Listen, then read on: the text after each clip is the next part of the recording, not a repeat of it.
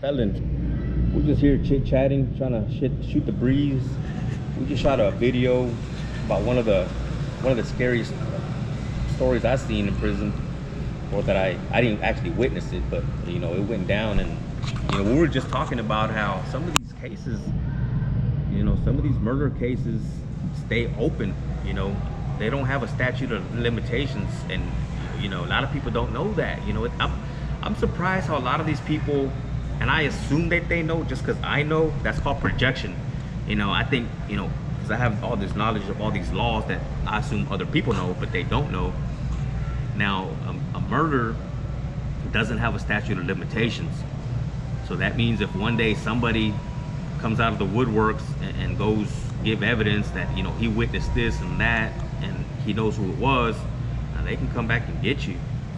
You know, you got to be careful with that. You know, I just shot a video, and I kind of review my own video, you know, for quality control, to make sure I don't, you know, I didn't say anything. Of course, we're gonna delete it and edit it, but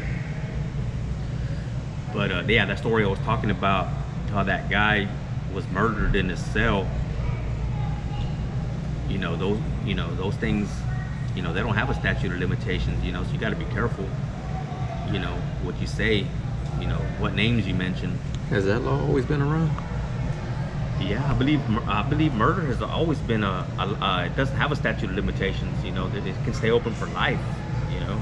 Do you think that's the only law that could stay open? I believe so. Like some of these, like if you watch some of these crime movies, what are they calling? These crime series. You know, they stay open. Like even I think some of these old escapes, they stay open for so long, you know, and they don't even close them. They just archive them, but they're still open, and people think that it's closed, you know. But you got to be careful, you know, with that. You know, a lot of my crimes were burglary, so them cases are closed. I could talk about those all day long. The statute of limitation for burglary, I believe it's 7 years old. So that was another one of my fears in prison. My first 3 to 5, well, within that 7-year window, of course. You know, I was really, you know, thinking. Sometimes I would think, man, hopefully they don't ever come back in with these indictments and stuff, because, you know, I could have been, you know, doing more time. You know, I've done so many burglaries. You know, I've done over like 200 burglaries. That's 200 felonies, man. That's a lot of crime. You know, that's a lot of dirt, you know, that I kicked up here in the 90s, early 90s. You know. But, you know, of course, that's nothing to glorify or you know, glorify about, you know. So a case like that, they stay closed? Yeah, they're closed for sure, you know, so we can give testimony about those and talk about that, you know. But as far as murders in the streets or in prison, you know, you gotta, you know. Another question, what if a murder happens in prison? Can you get a free world charge for that?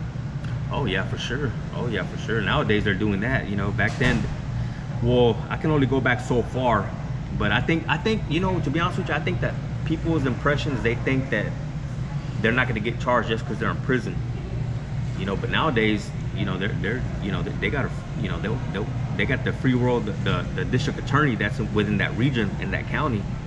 You know, they'll indict you. You know, so that, you know, even like cell phones, that's why I never dabbled, man, because, you know, that free world charges, even having cigarettes, you know, as far as even cigarettes, cell phones. You know, matter of fact, I remember I was reading this magazine. I don't remember the name of the magazine. It was some kind of prison inmate magazine. They gave this guy, I don't know, they gave him like 30-40 years, man, for a cell phone. For a cell phone? I said, man, if you hear that and that doesn't deter you, shit, you're retarded, man. Fuck that.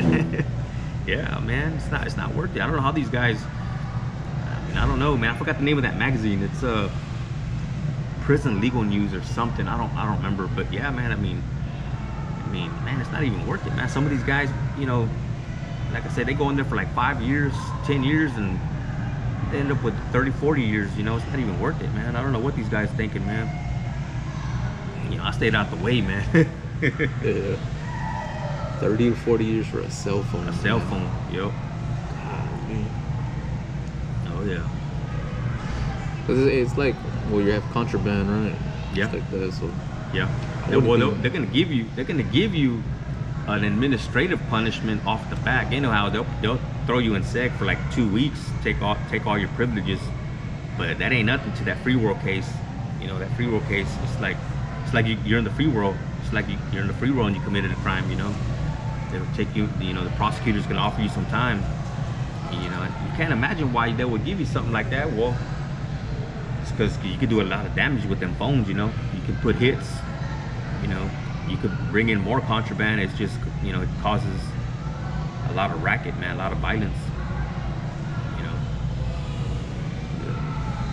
What are, in your opinion, what's the difference between county and prison? Which one do you think is like a little bit more calm?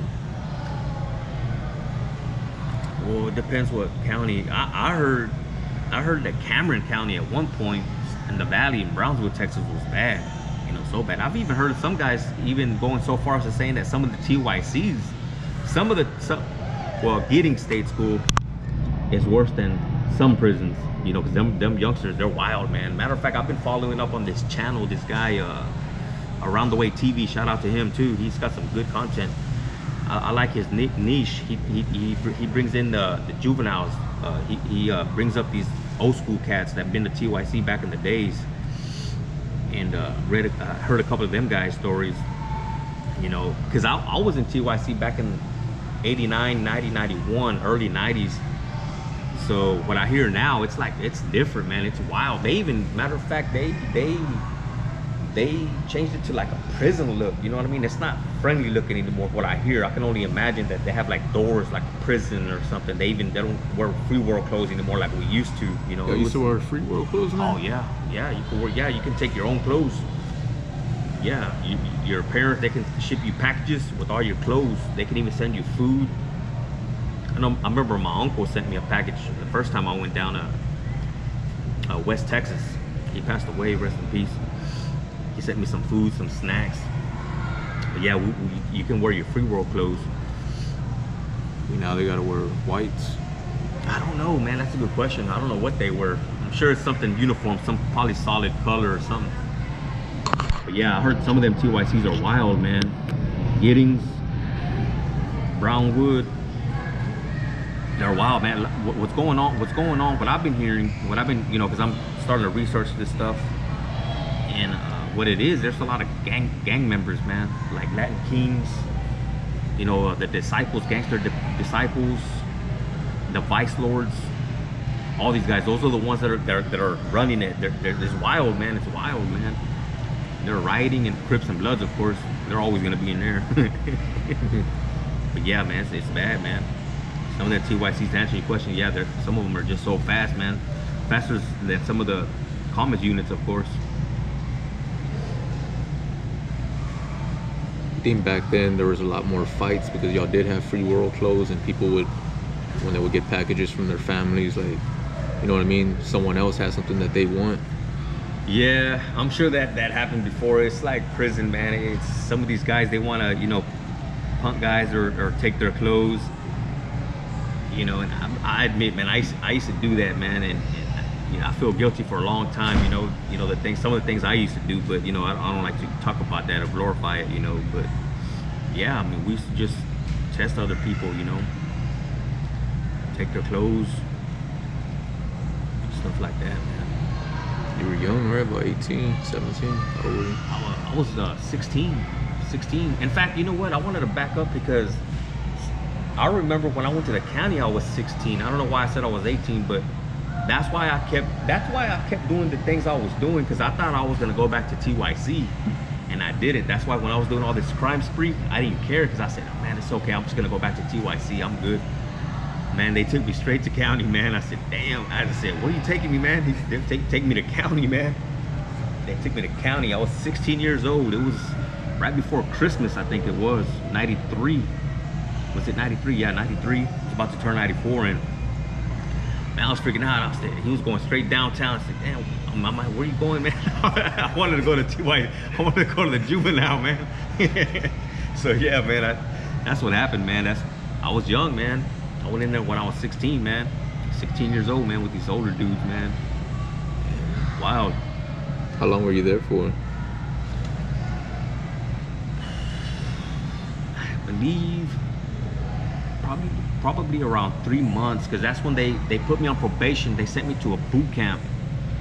They sent me to a boot camp there in behind the annex. I'm sure you know where that's at, right? Yeah. The annex. And I escaped from there. And I was out for like 2-3 months. That's when I did that crime spree. And that's when I basically did the 10-year stretch, that 10-year bid between the drug rehabs. Well, I did like 2 years in state drug rehabs, like a prison in total, and then of course about 8 years in prison. So yeah, got out when I was 28, and basically went back another time. Without 9 months, went back for some technical violations, went back for 2 years. But even that first time I got out, I had my mind and heart set for change, you know what I mean? I was ready, man. I checked myself into school. I wanted to be a paralegal. I was doing good, I was working, but I got caught up, man. The parole is strict, man. You gotta, pay your fees, you gotta visit. So I got a question. I probably never even asked you this. What made you get into paralegal? Oh man, I wanted to save that for another story, man. We'll save that for another story. Yeah, I'm gonna save that for another story, man, because that's a whole nother story, man. Because you know what, I'm actually in the law books, man. I made case law. It's Louis Castro versus Crowfoot. They spelled it Crawford, Crawford, but his name was Crowfoot. Basically, I'm gonna give y'all a what do you call that, a sneak preview. Yeah. Basically I fired well, six officers. I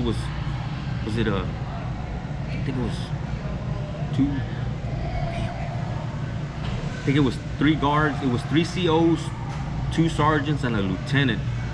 They pretty much essentially all got fired, but that's another story I want to save. It has to do with the law library, but yeah, I will save that for another one. Yeah, we'll save that one for another one. Life of a Felon. Yeah. Stay tuned. Go subscribe to his channel. That'll be our next video. All right, guys, we love you guys, man. Y'all stay tuned, man. We're trying to spread the word, trying to deter anybody, man, that's willing to listen, man, that this life of crime and life in prison is no good, man. Just take care of your family, man. Do the right thing, man. Just hang up your gloves and do the right thing, guys. We'll get to that later on, man, but we just wanted to shoot one out to you guys, man. All right, guys.